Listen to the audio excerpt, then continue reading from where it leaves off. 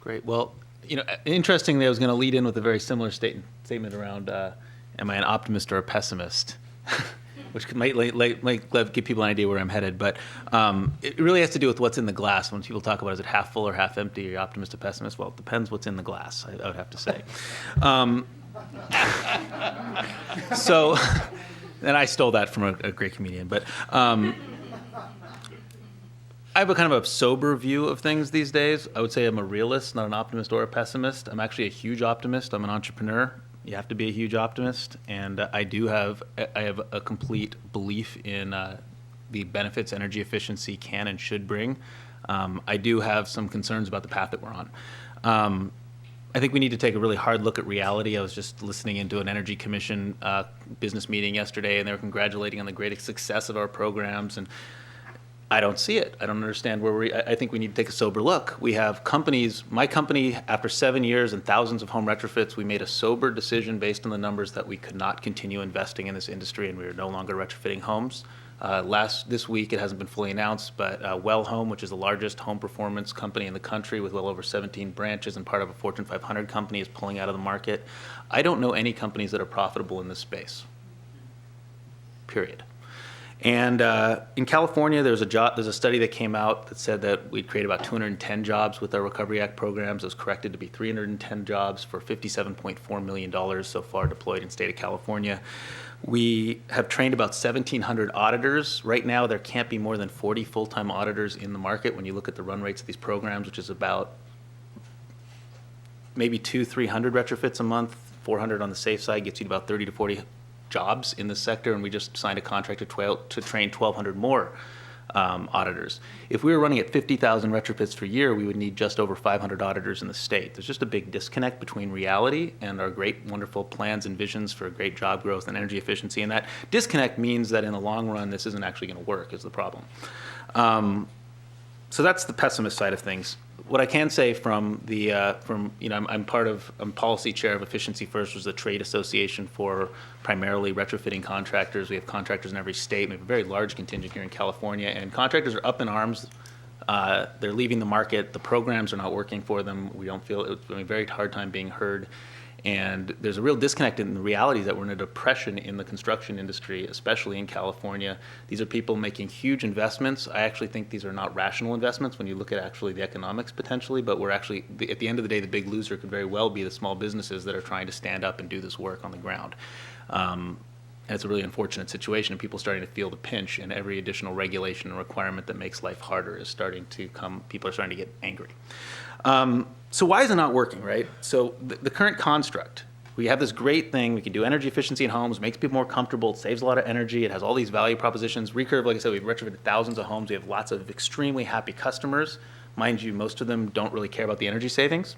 They're happy because they're comfortable. They're not getting nagged anymore by their spouse because their rooms are uncomfortable, whatever. These are their asthma might be a little bit better. They save some energy, that's great, but we're talking about cappuccino-sized savings. These aren't huge numbers. So, first and foremost, it's the economy, stupid, right? Like, how many people here are putting up large chunks of money to invest in their homes right now? Yeah, it's a few people, but it's far and few between, and we're squarely parked in early adopter land. Like, the joke is, we should look in the driveway, do you have a Prius, and do you have an iPhone? Like, that's our customer. So it's very difficult both on the consumer side, but then the piece that gets neglected is on the business side. There are huge investments that go into ramping up and scaling a business to meet the demand. And it isn't if the government builds demand, the industry will stand up and be there, because we make rational investments at some level with our money. And this is actually why my company didn't continue investing, is that we could not build a pro forma that said that there was enough rate of return for our investment over time with assumptions that we believed to warrant putting more money into the business. And when you overlay regulatory uncertainty around things like HERS 2, AB 758, et cetera, onto our planning cycles, which are long-term planning cycles as a business, it just doesn't make sense. And I couldn't continue selling it to our investors. And we've raised millions and millions of dollars and put it into this industry. So what's the problem? The real problem, the underlying problem, is a misalignment of interests. We're essentially asking consumers to put up a ton of upfront money for very uncertain long-term results, right?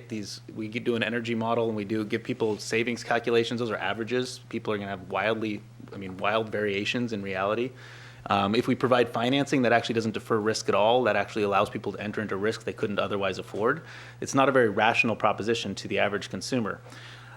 the same time, we're asking contractors to do really high quality work at great expense with lots of regulation, and we don't see any benefit. In fact, we actually make less money when we do things right, and what we were finding in the market is that our profit margins were decreasing because they were training so many bloody competitors. At the same time, we were trying to do our work, and we couldn't even rely on we had very consistent gross margins for years, and that was eroding because we had competitors in pickup trucks with no overhead that we were competing with in the marketplace, and it was getting harder.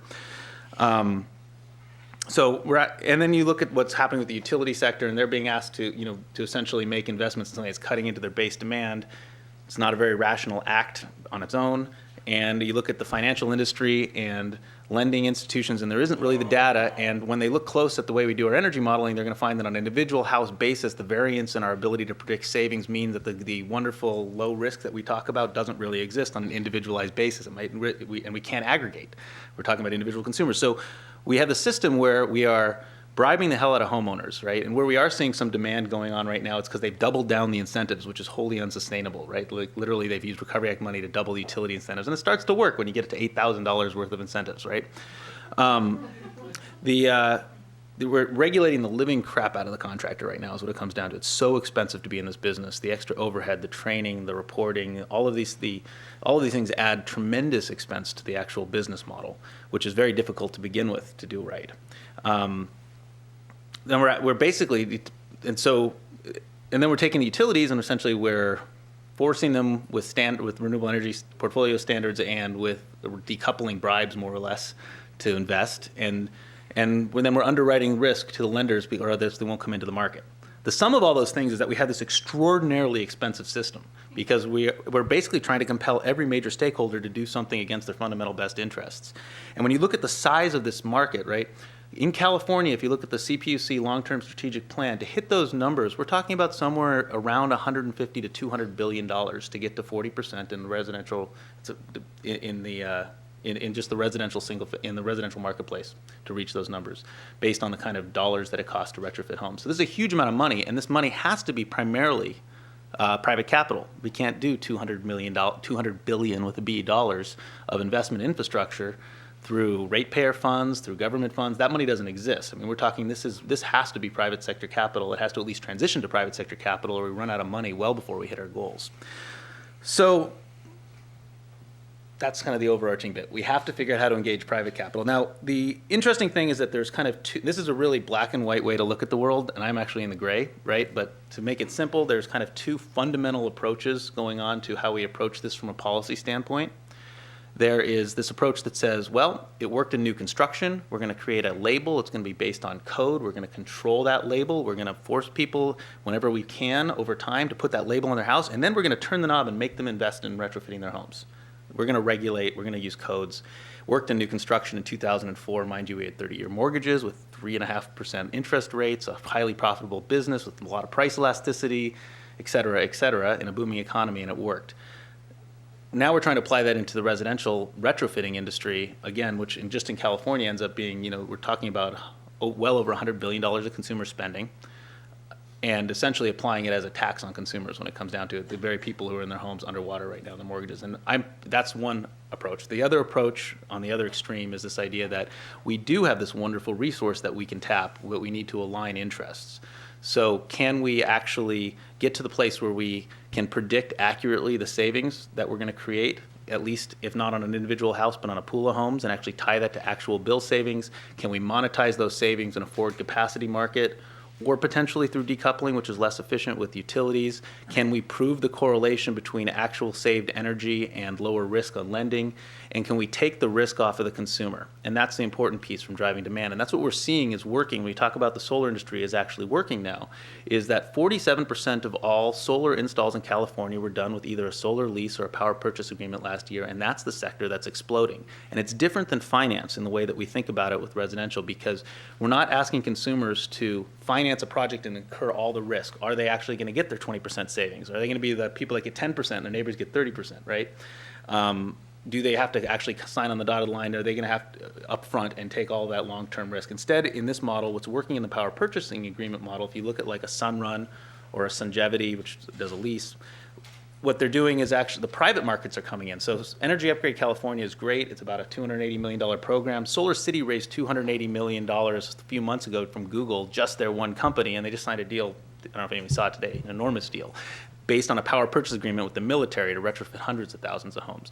This is a fundamentally different model. So what's working in solar is they go to a consumer and say, hey, I would like to guarantee your savings, and I would like to maintain your system over time, and it's a no-brainer decision. And that's right.